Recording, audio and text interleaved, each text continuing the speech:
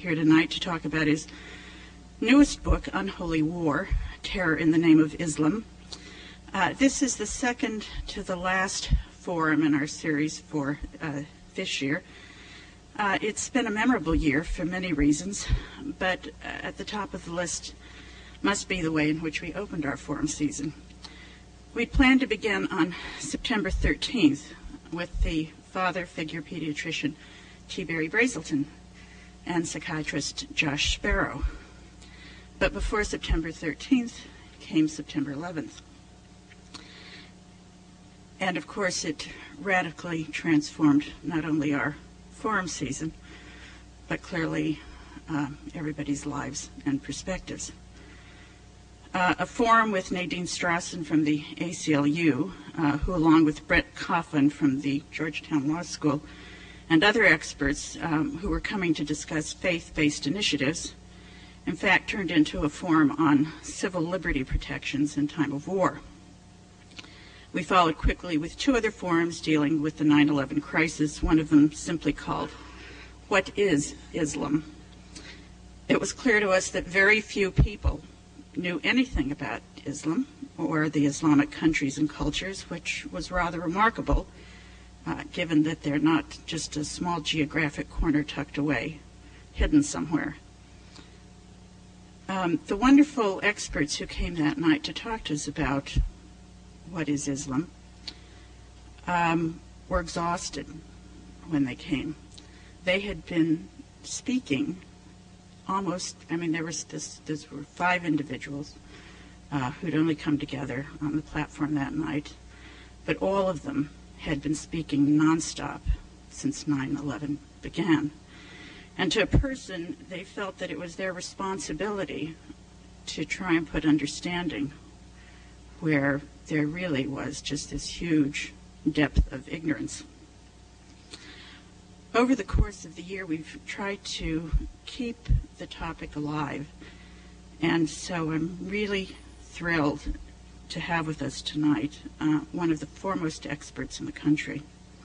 John Esposito is University Professor of Religion and International Affairs and the founding director of the Center for Muslim-Christian Understanding at the Walsh School of Foreign Service at Georgetown University.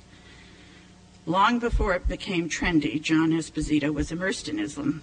He is a past president of the Middle East Studies Association, editor-in-chief of the 4-volume Oxford Encyclopedia of the Modern Islamic World, editor of the Oxford History of Islam, and author of numerous books, including Islam, the Straight Path, and The Islamic Threat, Myth or Reality.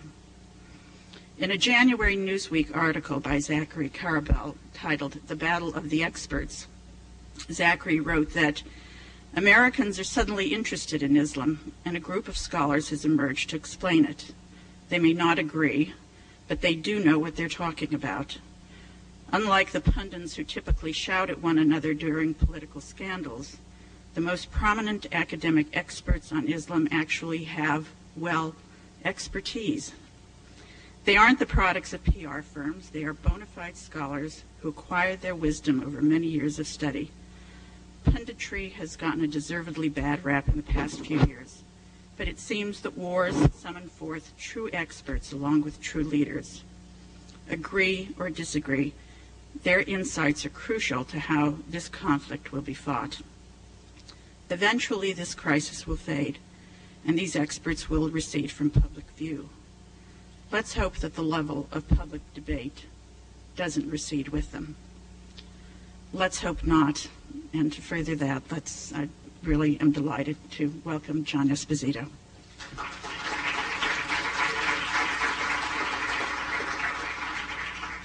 I'm delighted to be here. The piece that was just cited, one thing that I found interesting about it is that they had 4 people, Edward Said, Bernard Lewis, Fuad Ajmi, and myself. But I was the only person who was described personally a straight-talking Catholic.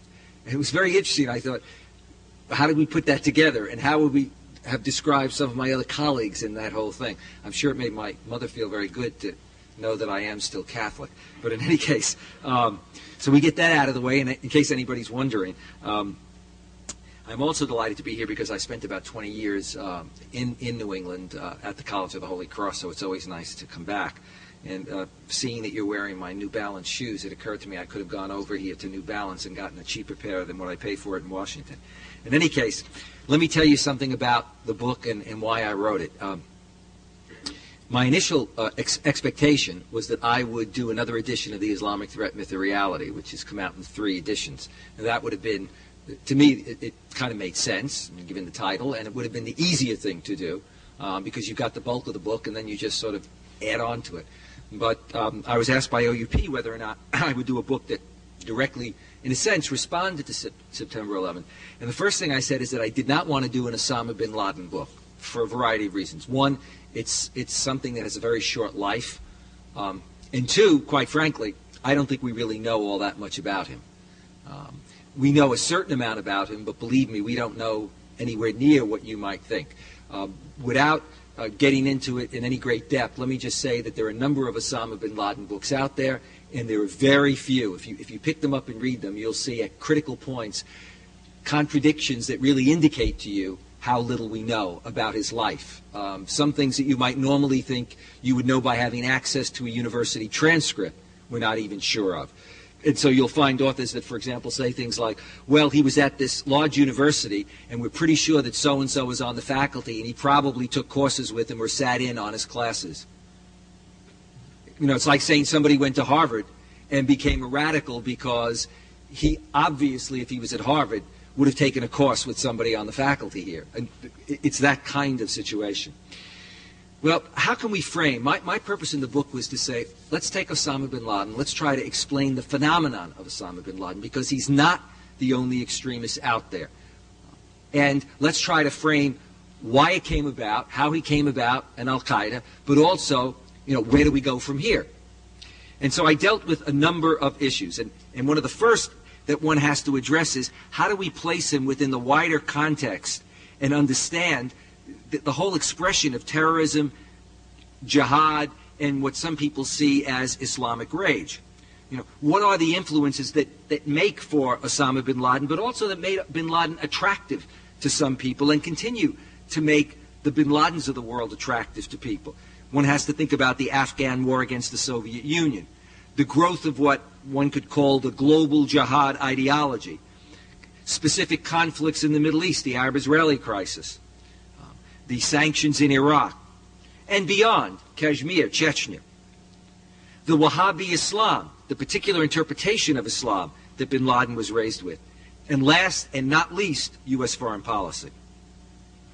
The first thing to consider then is, and in the first chapter I deal with this, the making, as it were, the making of a terrorist. Because bin Laden could have been seen as one of the good boys in society. He came from an extremely prominent family. That family continues to be very prominent in Saudi Arabia, continues to be very close to the royal family, had a good education, was a pious person,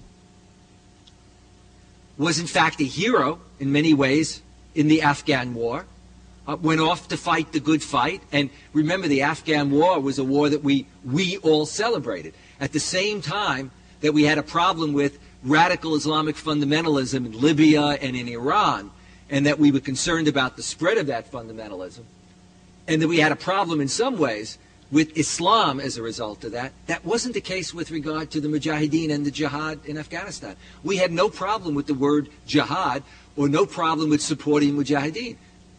And in many ways, that the global jihad was a global jihad because not just people from the Muslim world went to Afghanistan to support and to fight. The United States went, Saudi Arabia went, European governments went, sent money, sent people to train. So you would have thought when bin Laden came back to Saudi Arabia that everything would fall into place. He went back to the family business, prosperous business. He was, in a sense, a hero on the circuit at night, talking. I always like to explain to people that in Saudi Arabia there isn't great nightlife. And talking is you come to town and you become the entertainment.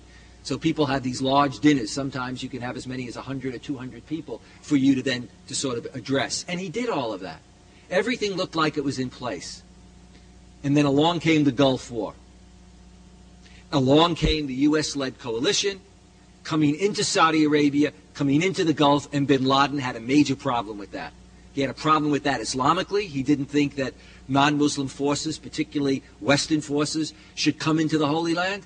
And he had a problem with his belief that having come in, they would stay. And he was precisely right about that. Parenthetically, after September 11th, a good friend of mine, an excellent academic, mother of four, also journalist, Al Jazeera, semi-star in terms of programming, and Islamically oriented, sent me an email and said, what bin Laden did was wrong, and the United States has a perfect right to go after him. But our concern is, will it stop there? Or will it simply become a launching pad? An interesting statement early on. You know, thinking about the Gulf and then saying, will this become an excuse to come into the region and to stay in the region, to build bases, etc. And think about what we're doing in Central Asia. Think about a lot of things that we're now talking about, that kind of concern. Well, in any case, that's what began to set bin Laden off. And what bin Laden did is exactly what many Islamic activists do, and this is important to emphasize. He first reacted to his own government and his own government's policy and became critical when the king did not respond to his concerns, increasingly critical of his own government, and then second, critical of that government that was providing massive support and was coming in and was going to stay, i.e. America and the West more broadly. And it is at that point that his, in a sense, his jihad begins against both the Saudi royal family and against America. He moves to Sudan, comes back to Afghanistan. Now, he goes back to Afghanistan, and again, as we watch the making of the terrorists and of Al-Qaeda, what's happening? Well, during the Afghan War, you had a number of people who came from the Arab world and the broader Muslim world. They all came to be called Arab Afghans, whether or not they were Arab or not. If you were from Southeast Asia or Central Asia, you suddenly were part of the Arab Afghans. Some stayed behind after the war, but most went back to their countries. Problem is, what did they go back to? They went back to authoritarian regimes, and whether they chose to change the regime from within society or underground, more often than not, they were treated the same. In other words, whether you're mainstream opposition or you're an extremist with authoritarian regimes, you're treated the same. Repression. So what happens then back in some of these countries, like Egypt and Algeria, is that you not only have some of the Afghan Arabs joining extremist groups, you have Afghan Arabs going into mainstream groups, government cracking down, and some of them now being in mainstream opposition, some becoming radicalized and broadening the base of extremism. Some stayed on in their own countries to fight the jihad against their government. Others, when things got too hot, went back to Afghanistan. And so Ayman al-Zawahiri, an Egyptian, member of a group called Jihad that had assassinated Anwar Sadat, a guy who had a profile very much like bin Laden's in the sense that Ayman came from a very good family. His grandfather had been rector of Cairo University. The other had been the rector of Al-Azhar University, the prominent Islamic university. His father was a dean at Cairo University. Ayman was a trained physician. Things got too hot. Ayman went back and joined Osama bin Laden and Al-Qaeda and became one of his right-hand men. And others from other groups did that. Some came from Central Asia. Some came from Southeast Asia. Some came from Arab countries. And they joined now in a jihad increasingly that was now beginning to take place and form within Afghanistan. They joined up with the Taliban. They began to run training centers. And then they began to go out, fight back in their own countries, but also make common cause in other parts of the world. And so you have the emergence of, in a sense, an extremism that is now not just national, but is global, which leads me to the second point. The second chapter, I deal with the whole concept then of jihad and how jihad has become global in the last part of the 20th century. What do I mean by that? Number one, jihad in Islam, jihad in the Quran and in Islamic law, in its broadest sense means the struggle to be a good Muslim, to exert oneself in the path of God. It's the struggle that all believers have, Muslims, Jews, Christians, Hindus, to be good, to be virtuous. It's a struggle in this world to be good. Jihad also has the meaning that in being good, one has a right and indeed an obligation to defend oneself, one's community, and one's religion if under siege. And so one then develops a kind of notion of a just war to defend oneself. But the problem with just wars is that just wars, like beauty, are in the eye of the beholder. Very few aggressive leaders or even madmen say to their people to mobilize them, we're going to fight an unjust war. We're a bunch of terrorists. We want to tell the world we're terrorists, and we're just going to go out there and commit, crime, violence, terrorism, etc.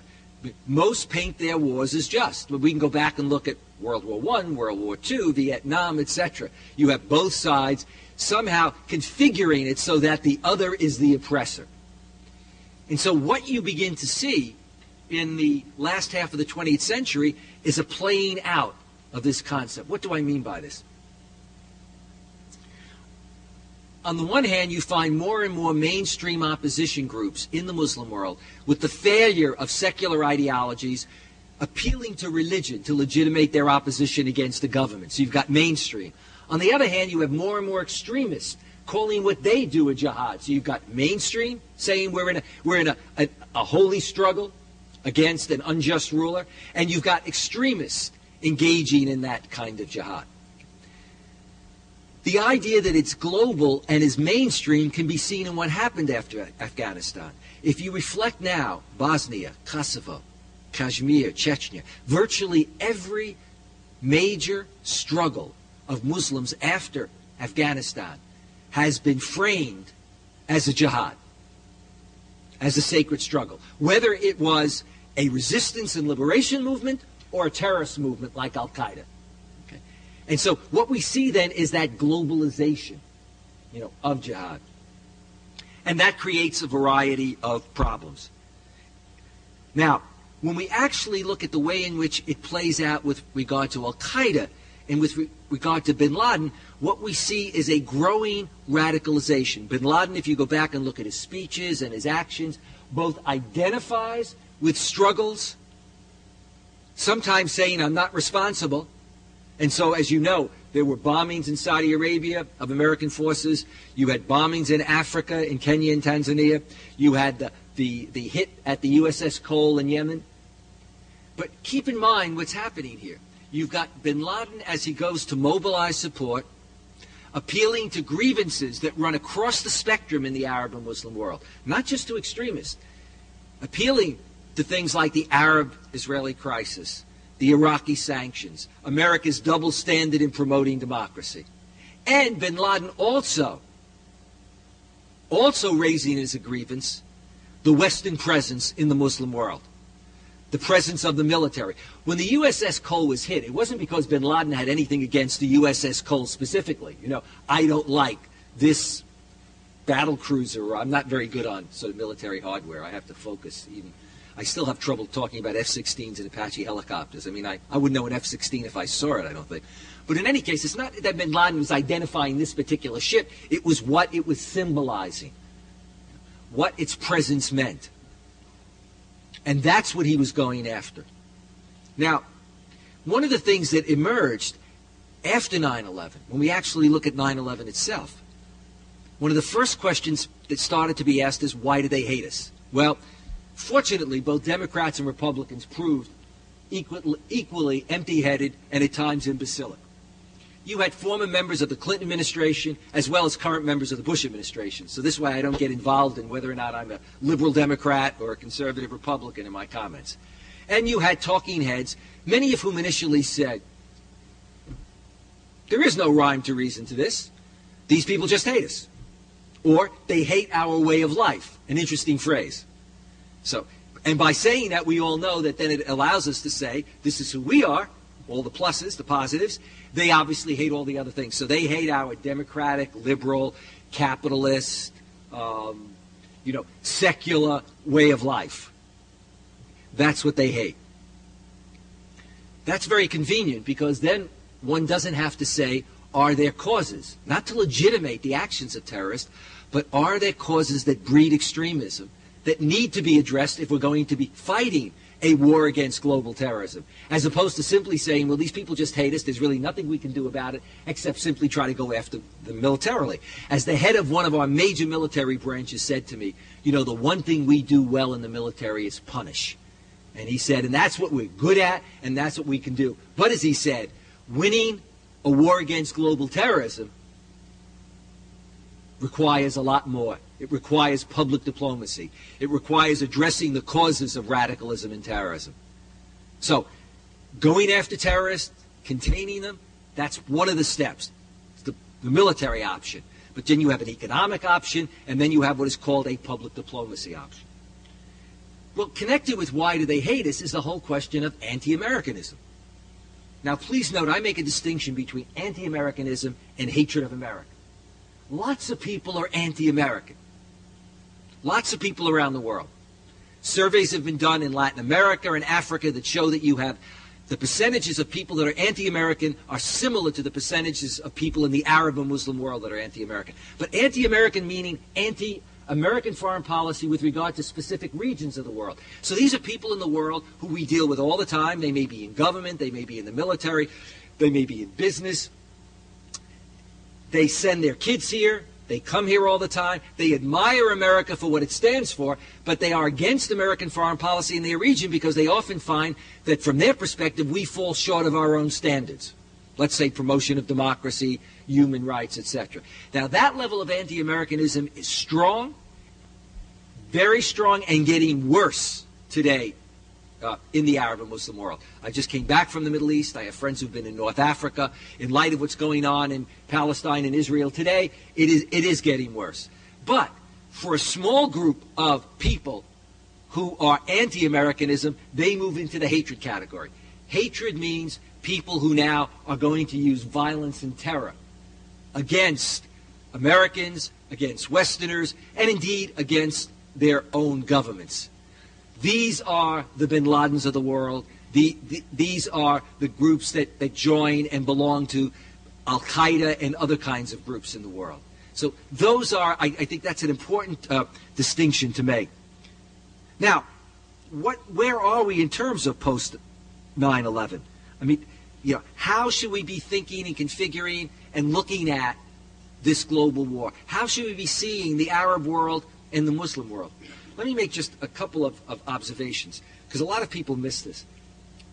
When you look at the Arab and Muslim world and the countries there, they're like a lot of countries in the developing world. Many of them have only been independent for 4 or 5 decades, one.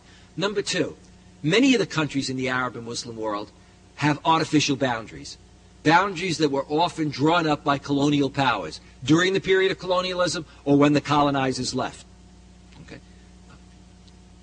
Israel and Palestine is all about that. South Asia. The South Asian subcontinent was carved into 3 major countries, Pakistan, Bangladesh, and India. And you have many parts of the Arab and Muslim world that had these artificial boundaries. Number 3, most have rulers who have major problems with legitimacy. Why? Because most of the rulers there were either put on their thrones or in power or seized power. So most rulers in the Arab and Muslim world since independence are not people who've been elected by their people. In fact, most governments have been authoritarian regimes. Authoritarian regimes, then, as we say in the Arab world, are mukhabarat states. They're regimes that rely on their military and security forces to stay in power. So the rulers, therefore, are often people who are governing fragile states, artificially drawn up, often with people of a variety of groups, now having to be grouped under a new form of nationalism. And they're rulers who themselves suffer from legitimacy and therefore rely on authoritarianism and their militaries to stay in power. What have we seen in the last few decades? We have seen in many of these countries the failure of secular ideologies and the opposition employing the rhetoric, the symbolism, and the mobilizing power of religion, of Islam. And so we have seen mainstream groups challenging governments, like the Muslim Brotherhood in Egypt, the Islamic Salvation Front in Algeria, but we've also seen extremists like the Jihad groups, for example, in Egypt, or the Armed Islamic Group in Algeria, challenging their governments. And the second thing that we've seen is that to the extent that the United States and Western powers are seen as supporting and buttressing these authoritarian regimes, then we become part of the problem, not the solution, and come under fire. And one can think of a whole host of countries in which American military, businessmen, tourists, and indeed, Western, not just American, have come under fire. So when we start to talk about post 9/11 and this global war, and where we go from here, we need to put it within that framework in terms of the issues. So let's look at those issues very briefly. What can we say about U.S. foreign policy? What can we say about Muslim governments? And what can we say about Islam and Muslims in terms of where do we go from here? When we talk about the U.S. government, it seems to me, I'm going to have to look at my notes for a second because I have in fact, I'll just drink some water. I have a low blood sugar problem, and this is an interesting time of the day for me. Okay. Thank you for filling this with gin. That was really wonderful of you. I did a talk at the Cosmos Club. They had this huge turnout. It was right after 9/11. And they had a big reception before it. So I came in, and they had a floating bar. And I said, all right, if I'm the entertainment tonight, I should get some hors d'oeuvres and a drink. So they gave me a water goblet. So now I've got a water goblet with water, and I've got a goblet with Tanqueray gin. About halfway through the talk, I realized I'm drinking from both. So I felt I needed to tell the audience, say something and signal it. So I turned to my host and said, this water is so much better than the other water. But I just sort of half the audience got it, and after the other half, then people kept coming up and saying, what did you mean about the water? I said, well, one is Tanqueray and one is Poland Springs, and there's a slight difference between the two. But in any case, this is definitely Poland Springs, same water. All right, let's talk about U.S. foreign policy. Remember what our Secretary of State and what our President said initially. We're going after bin Laden and al-Qaeda. That's it. We're not going to get involved with the Taliban in Afghanistan. Then we decided to go after the Taliban because they didn't cough up bin Laden and al-Qaeda. Okay? Now, that's fine, but, we extended it. We don't want to do Monday morning quarterbacking now on whether or not we should have done that. But in any case, we did that. But then what happened after that? We didn't get Osama. We didn't get the senior al-Qaeda leadership. We didn't get Sheikh Omar. Suddenly we started talking about second frontiers. And then it became Somalia, possibly Iraq. For some it looked like we were going to use this as an opportunity to kind of even out some old scores. Then we talked about the Philippines, maybe other parts of Southeast Asia, and indeed we've done some of that. We've gone into the southern Philippines. We're talking about whether or not to do away with the Leahy Amendment and get more involved with the military in Indonesia. Are we going to give them more arms, training, maybe get involved? We're in Yemen. We had the Axis of Evil speech, an administration that says, oops, didn't mean to say crusades. Oops, didn't mean to say infinite justice. Now winds up with Axis of Evil. More recently, we went after our domestic terrorist and called it the Green Front. And you know that green is considered the color of Islam, etc.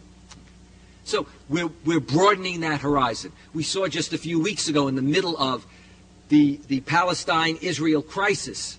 In the middle of that crisis, Mr. Blair flies over just to go on TV with our president and say, but we want to alert the world to the fact that we're still going to go after Saddam. My comment on that is that Al Gore definitely has an operative in the Bush White House telling them how to handle their public relations on that score. At this point in time, to do that just reinforces what many in the region had been suspicious of, that going after bin Laden and al-Qaeda would be the first step in terms of America, creating or recreating the map of that region. That's a major issue. What's the issue? Proportionality. This war has to be fought with some sense of proportion, and also multilateral, not unilateral. We have to bring along our European allies as well as our Arab and Muslim allies. We can't just do what we've been saying. You're either for us or against us. Much of the president's rhetoric sounds like bin Laden. It's a mirror image.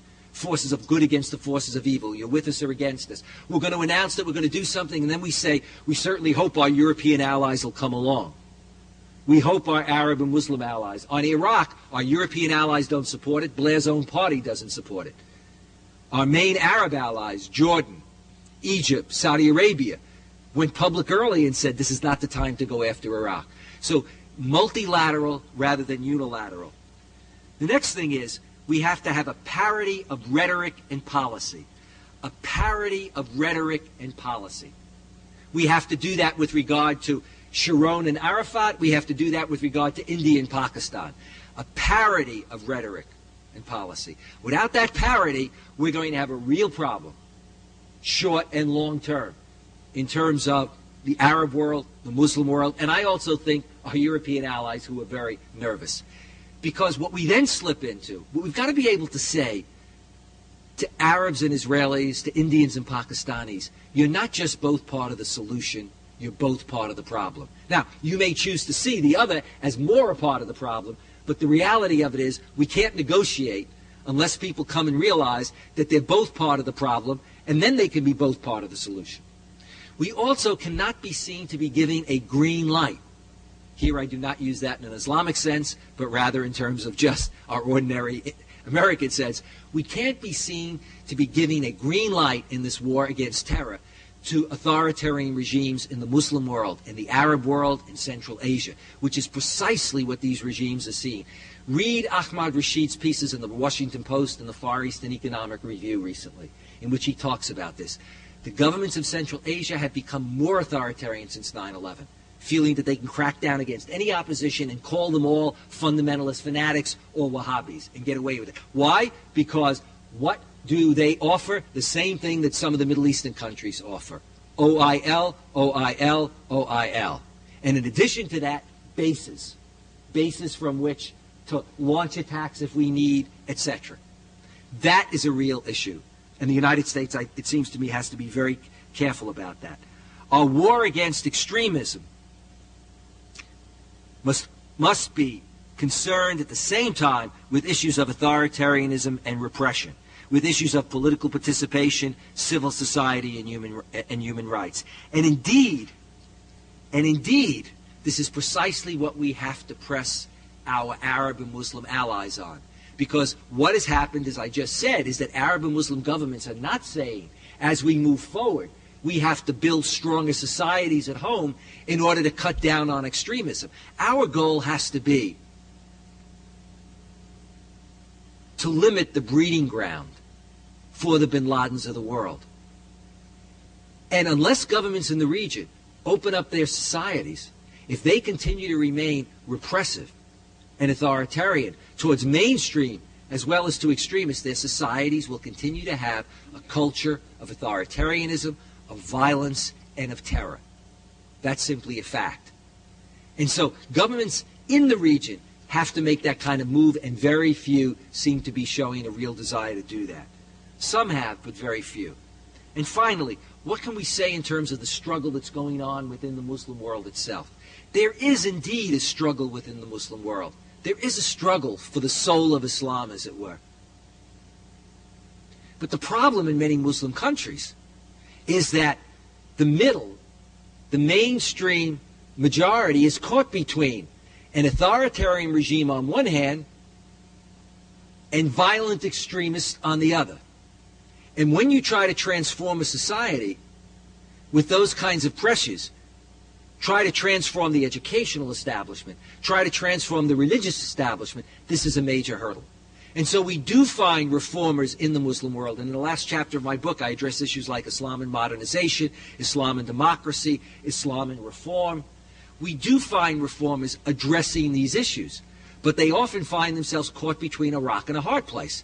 An authoritarian regime, and often an authoritarian, or if you will, a violent extremist group, but also an authoritarian religious establishment, a conservative religious establishment that is privileged by the government and in fact attempts to block substantial reform.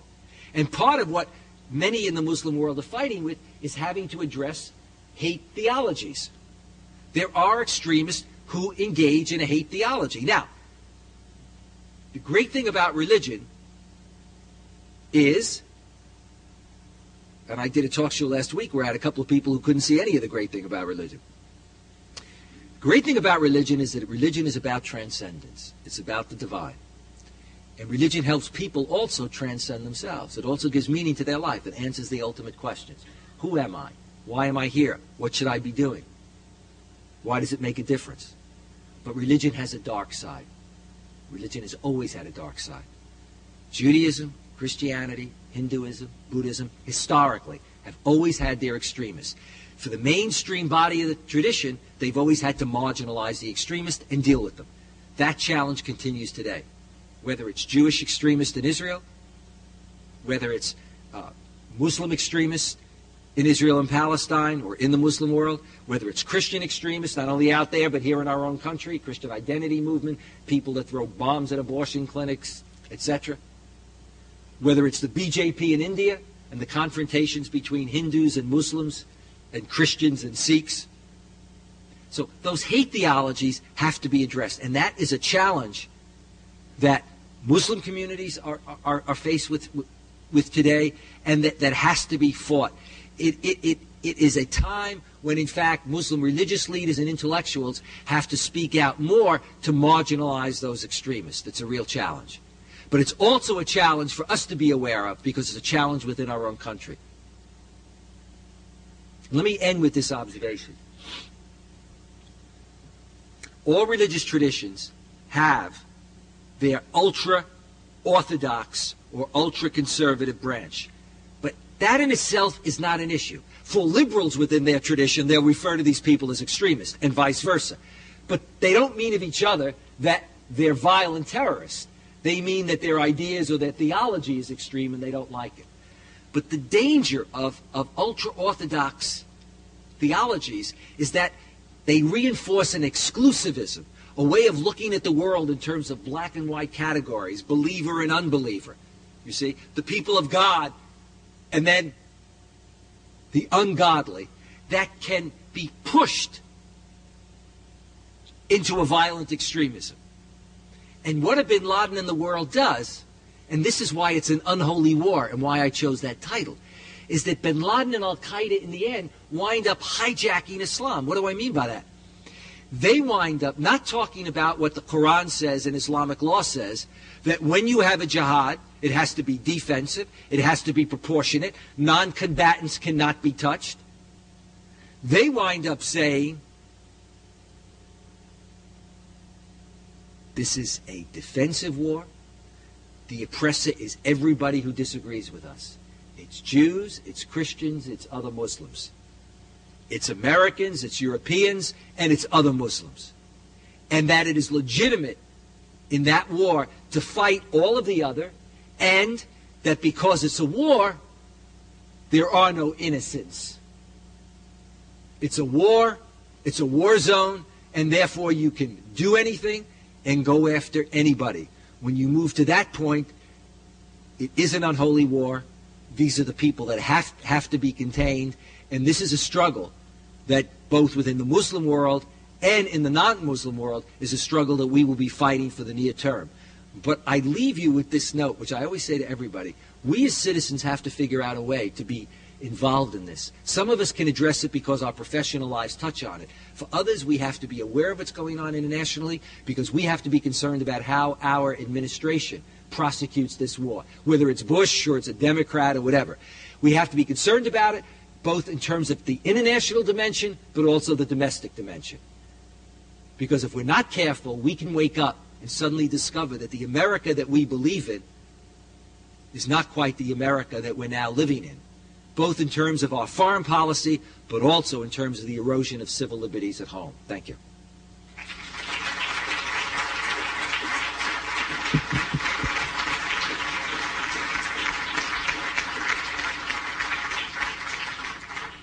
Be happy to take some questions.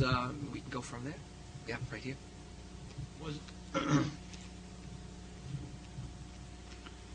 Was there a meeting in the summer of 2001 at the Bush ranch with Reagan, with the former Reagan, Bush, and Ford people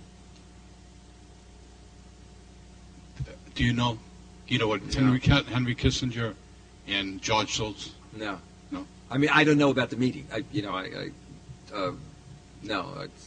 I'm not privy to that kind of. Yeah, I haven't seen that. No. Yeah. Speaking of fundamentalism, would you comment on the attention being given of late to Christian fundamentalism here and its influence apparently on the conservative wing of the American? I think it's a real concern. I have no problem with fundamentalists. I mean, some of my best friends are Christian, Muslim fundamentalists, Jewish fundamentalists, but there are different kinds of fundamentalists. You know, first of all, you got the violent extremist versus mainstream. But even with the mainstream, there's a certain element of the Christian right, a certain element of the evangelicals, not all evangelicals, who in fact have a very strong influence, and their theology is one that is very problematic. Mr. Robertson, Franklin Graham, etc., are dangerous in the implications of their position. It's a very interesting situation. In many ways, they are sort of pro-Zionism, but really anti-Semitic, if given the day. And their theology is not about bringing Jews with them to paradise. It's about making something happen theologically that sets up for the second coming of Christ and for the rapture. And where you have to be concerned is when, for example, Mr. Ashcroft, I have to be concerned about where his theology affects his politics. And that wasn't my concern when he was first mentioned. I felt people should have just left that alone, you know, that one deal with him politically. But in the way in which, for example, he made a statement on the Calvin Thomas show saying, well, Muslim fathers send their sons to die for Allah. That's different from Christianity, where God sent his only begotten son to die for the world. That says a hell of a lot about the way he views Islam and Muslims. Franklin Graham has said even worse. Now, I've got to worry about that. I've got to worry about it when my president is also a born-again Christian. No problem with being a born-again Christian. But if, in fact, Franklin Graham, like his father, is, let's say, close to this president or an advisor, then I've got to worry about whether or not a theological worldview can be affecting, you know, the way in which international relations or foreign policy will be carried out. And that would be a concern. From what I know of the Ottoman Empire, and I'm not an authority, if I were a Muslim, I might think, especially a Middle Eastern Muslim, I might think that the Ottoman Empire was a better arrangement than they now have. It had its problems, but it might not look so bad. Has it ever occurred to you that something like an Ottoman Empire might arise, maybe even with Turkey, again, as coordinating, as I understand it, a kind of loose federation of autonomous areas that could resist the West better than they now can resist the West, and maybe even mediate some of their own internal conflicts. Is that ridiculous or conceivable? I think that it's not probable, because the fact is that you know, Arab and Muslim countries are very much like a lot of other countries. When there's a common cause, they'll come together. It's like, you know, the West, you know, Europe and America. But more often than not, when there isn't a common cause, they go at each other. I mean, look at France and Germany in the last, you know, century. Or look at the relationship between the United States and some European, you know, powers. And if you certainly look at the Muslim world, Iran and Iraq have often been at each other. Egypt, Sudan, and Libya. So I'm not very optimistic about that ability. Well, I think the common cause, it depends. I mean, I think that the common cause, the risk is, I don't believe that a clash of civilizations in any sense is inevitable. But the risk is, if the United States is not careful in the West about the way in which we pursue our foreign policy, that we can provoke a clash. Now, I'm not talking about a sort of global war, but I mean basically a clash of civilizations. Yeah, that we can feed anti-Westernism, anti-Americanism, and develop it in spades. That would be my concern. Yeah. Would you please address the problem, which seems somewhat unique for the United States, of dealing with Islam, which doesn't have a worldwide hierarchy and seems to speak often with many contradictory voices and no final voice? Yeah, well, it's the same problem the United States would have dealing with Protestants or Jews. You see, what we do is when we look at Islam, I just had this in another talk. I've been doing all these different talks, and it's very funny. When we go to talk about it, I find that actually Protestants and Jews themselves will ask the question, and they're always thinking of Catholicism in a funny kind of way in terms of the union. But in fact, if you look, at Judaism and if you look at Protestantism, there's enormous diversity. Roman Catholicism has this hierarchy, and Islam is the same. Now, that's both a strength and a weakness. Historically, it's been a strength in that Islam could move into different areas and not bring the baggage of a specific culture. It brought the common faith and some cultural practices, but by and large, Islam plays out culturally much different in Africa than it does in the Gulf and than it does in Southeast Asia. The weakness is in that when you run into a crisis, trying to mobilize religious leadership to get some kind of unified voice on something. And Muslims are beginning to organize more. In the United States, you now have religious leaders that try to organize to speak out on certain issues.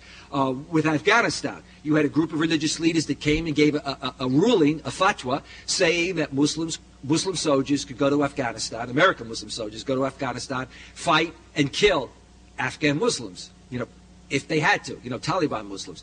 But you don't have that unity, but you do have prominent religious leaders. So in a time of crisis, that is an issue.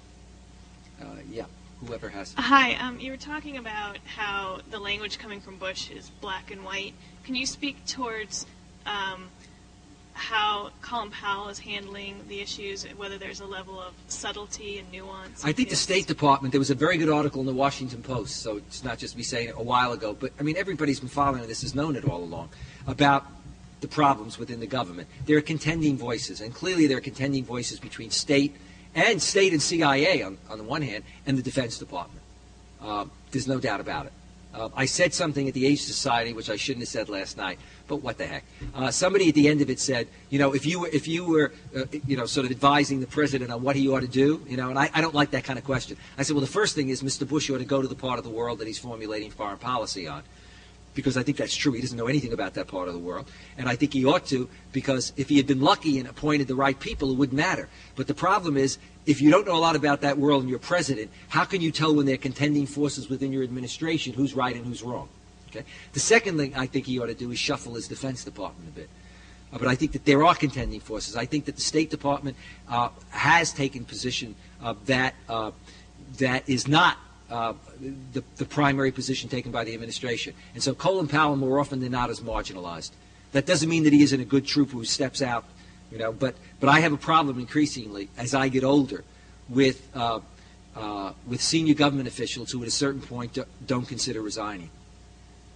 That is, at a certain point, it seems to me, you either threaten or you send a message, rather than if you really have to go out consistently and espouse a policy that you really believe is deleterious in a major way. And I think if you look at a good deal of the, of what from time to time comes out of the State Department, it is often at loggerheads with this sort of axis of evil approach and with the implications of that approach. Yes. Hi. You talked about how some of the major leaders of extreme Islam come from very affluent backgrounds, and I've noticed that the lessons some of the writers on what Middle East policy that's very influential in the Bush administration, for instance, Daniel Pipes talks about how we shouldn't really be concerned with broad-based economic growth for the region because, quote, wealth does not resolve hatreds. A prosperous enemy may simply be one more capable of making war. Now, we know the region has a tremendous amount of unemployment, a great deal of poverty, tripling of poverty in Jordan from 1985 to 1990, 30% rise in Egypt when they followed Washington consensus policies. What I want to know is there a kind of alternative economic policy or something that people could get behind, or is that just folly? I know Bernard Lewis is, they said in the Nicholas Lehman piece in the New Yorker, is the expert they're listening to the most in the Bush administration. He says, get tough or get out. Yeah. That's the policy. Yeah, well, is there any alternative that Bernard, you can... Dan, and Martin make an interesting trio. That is Martin Kramer. I think that this administration and the Europeans have talked about an economic package. They haven't been fronting that enough. They've talked about, a Marshall Plan type. You can't have movement unless you address both the authoritarianism and repression, but also the severe lack of economic development. I mean, all of those issues really are important. And unless they're addressed, you're going to have, as we do, you have exploding youth population, an exploding youth population that doesn't have an outlet in terms of jobs, in terms of housing, and also has to function in an authoritarian society. But we don't want to underestimate. What Dan likes to do is deflect away, and so does Bernard. They don't want to deal with U.S. policy. You go back to Bernard Lewis's piece in Muslim Rage. And what Bernard Lewis said then, and at other times, it's like, at the end of the day, who can explain why they are the way they are? And when you raise the idea of the Arab-Israeli conflict, they say, oh, people bring that up, but it's really not an issue.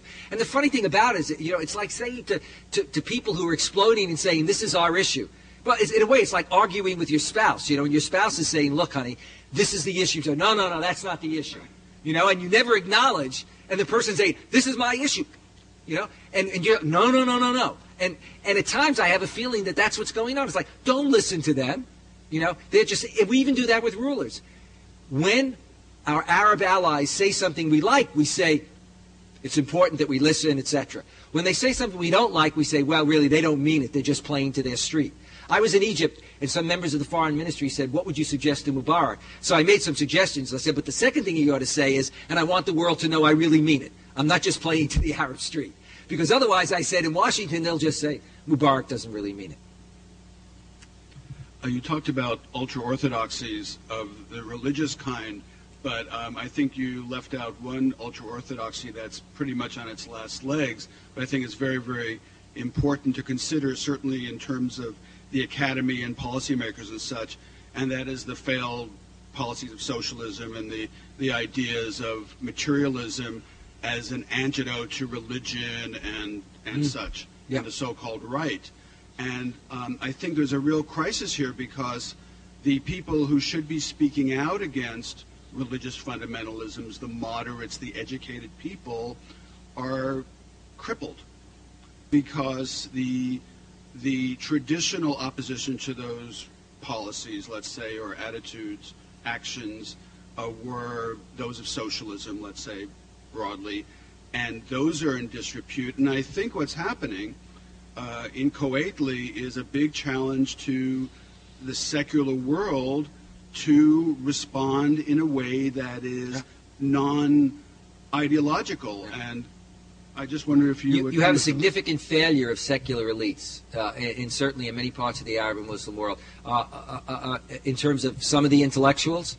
But part of that also is that, the secular elites, many of them have been educated to be secular fundamentalists. That's a phrase that some of us use. And as a result, they themselves don't reach out to the religious dimension. They present their own, and they play in just as the religious fundamentalists do, to saying the only option is you got to pick my option. There's no kind of negotiation of a middle ground or a middle space. That's one. Number two, secular elites in many countries like Turkey and others, their privilege and power is at stake here. And often they're perfectly willing, therefore, to go with regimes and to move against populist movements, rather than saying, no, there's got to be negotiating with mainstream populist movements so that we both can then move against the extremist and find common cause. There isn't enough of that. And I worry, for example, when the U.S. trots out yet again, and we hear this in Washington, and from some of the folk that were referred to before, what they were talking about 20 years ago. Let's promote Turkish Islam. What they mean is a secularism, which is not our kind of secularism, not American secularism, which doesn't privilege any religion, doesn't privilege belief or unbelief. They mean a laïque secularism in Turkey and France, which is anti-religious. Now, you posit that, you're putting yourself at loggerheads with an awful lot of people in your society. So there is a kind of failure of elites. Do you have any specific suggestions as to what the U.S. should do to prompt some of these authoritarian regimes to move to more representative forms of government and to improve the economic situation? And, for instance, maybe these are some of the things you might have brought up with Mubarak. I think that, a number of things. I think, number one, the U.S. has to build in incentives, because people like to be motivated by incentives. And these are all countries, many of the countries, need economic development, need assistance, okay? But we've got to emphasize the economic development, not the military side of things all the time. And we've also got to be willing to take our own strong stand with some of the countries. And not do as one fellow said, look, what my president wants is you give us the aid and we use it any way we want. USAID gives us aid, but in effect he wants to use it for his security forces and military forces. The other thing is we've got to be willing to bite the bullet ourselves and say, hey, when it comes to arms sales, we're going to be a lot more responsible. President Bush's father, after the Gulf War, said that he was going to really try to limit arms sales, etc. They did just the opposite after that. In fact, both our military and our government supporting, our own, and Europeans supporting their own companies, pumped in arms sales and didn't think about, are all the arms going to be used by countries this way or this way? Is it to keep out, or is it really to be used against people? So I think that, we have to be more creative and imaginative. The most important thing that I see, and every administration's been guilty of this, administrations want to be reelected. And then when they can be free in their second term, they're not free. Why? Because even if they can't be reelected, they want their party to be reelected. We've got to have administrations that are really willing to put out a kind of leadership that says we're going to think short and long term, and we're going to be willing to make some hard choices. And regrettably, too often, we're not willing to do that. That means we've got to be able to lean on some of our allies. We don't do that enough. I wanted to ask, what do you think is the likelihood the war on terror will become like the war on drugs? In other words, diffuse. It tends to feed on itself. That's one of the points that I make, and I didn't think of it tonight because there are so many ways you can come at it. One of the challenges to the administration, the British refer to it as a campaign. I was at a British Foreign Office conference, and one of their chief terrorism people talked about the campaign, not a global war. We now have a global war. We have no benchmarks in terms of where are we, where are we going, how are we going to measure our success? When will we know that we're halfway there, that we've arrived? And I think that that's a real problem. We keep talking about the fact that there are 50 countries, 60 or 80 where Al-Qaeda is. Well, does that mean that we're going to talk about going into them? I think it becomes really important. And unless we do, we've got this open-ended. I think there's going to be more pressure. The longer this goes on, I think Bush may have problems with his ratings. The longer it goes on, if we have some false steps in terms of where we go in and people get hurt, and the longer it goes on and people begin to see major deficits being run, there'll be an issue. On the other hand, if there's another attack, we can go back to square one. I was wondering if you could speak to the whole idea of dissemination of information. That is kind of in a new age of communication. We have the media, a mainstream media that's really helping to shape these worldviews which are fueling conflict in the first place. Here in the United States, it seems like all of our mainstream media cover the war on terror pretty much the same, but in Europe you'll see that it's very different. Right. In the Arab world, you mentioned kind of a culture of authoritarianism. It almost seems like it's also helping to shape a conspiracy theory culture of sorts. Yep. Here it seems like we have so many ways that the way that our information is disseminated that it fuels these types of things. There are two sides to the media problem. The only reason I'm cutting in on you is not only a question of time, but I'll lose track of what you're asking me. I think one is, I'll be really blunt about it. I did the so-called color commentary for the Gulf War for Channel 5 up here. Okay, I can tell you, and I've done a lot of media. In this post-September 11th, this has been a very controlled media. Yeah, we're out there in terms of we're in the media, but it's very ideologically driven. They privilege a whole group of talking heads over other talking heads. I was with some people today, and we were comparing notes. I was with we were doing a show for CBS. It sounds like a joke, a rabbi, a priest. But anyway, we were together, and we were comparing notes about how we get called by major programs that you would know, and how, in fact, we're being asked ahead of time, are you going to deliver the bullet that we want? Are you going to, not we want to bring an expert in, and we want to have, sort of multiple, we're heading a certain way. It's a real problem. Also, our media is concerned primarily with explosive headline events. The difference between our media and Europe is like night and day. And Americans don't have a sense of where Europeans are coming down. Europeans at one point had a headline, picture of Bush with hypocrite with regard to his foreign policy. None of that being talked about here. The coverage with regard to what axis of evil would mean and what a raid into Iraq would look like, far more substantial than here. On the other hand, one of the things I talk about is that they see more than we see in terms of understanding anti-Americanism. It's not only CNN and BBC that are in the Arab and Muslim world. You now have Al Jazeera in their own presses, which means that they every day don't just watch what's going on in the West and then some marginal coverage. While we, before September 11th, were watching mostly domestic stuff because that's what we want to see and not international stuff. In the Arab and Muslim world, people are watching every day what's going on in Israel and Palestine, what's going on in Chechnya. You see, and they see the suicide bombers, but they also see what's happening in the towns. They see the F-16s, the Apache helicopters coming from where America. They see what's going on in Chechnya as they're having their breakfast or their lunch or dinner. And we forget that. And it's that media that in some ways is a problem, but it's a media that can be harnessed. But how that's going to happen, only God knows, as some believers would say. I think John, we're going to take one more question. Yeah. One more question. What do you think of Arafat? Oh, there you are. I'm sorry, I was getting this from the heavens. Go ahead. What do you think of Arafat? Of Arafat? Yeah. I think that the Palestinians and the Israelis have a problem. They're leaders. I think that both Mr. Arafat and Mr. Sharon are regrettably part of the problem, not the solution. If Arafat and Sharon weren't there, we'd be making a lot more progress. I think that if you take a look back, there was a time when Palestinians, the majority of Palestinians and Israelis wanted peace. Now you find an awful lot of Palestinians and Israelis backing a military option, and many when they're interviewed say, I'm now backing policies that I would have never thought that I would identify with. You have Arabs and Arabs and Palestinians saying suicide bombing seems the only way. We have no weapons. People turn their bodies into it. I don't like it, but that seems to be the only way.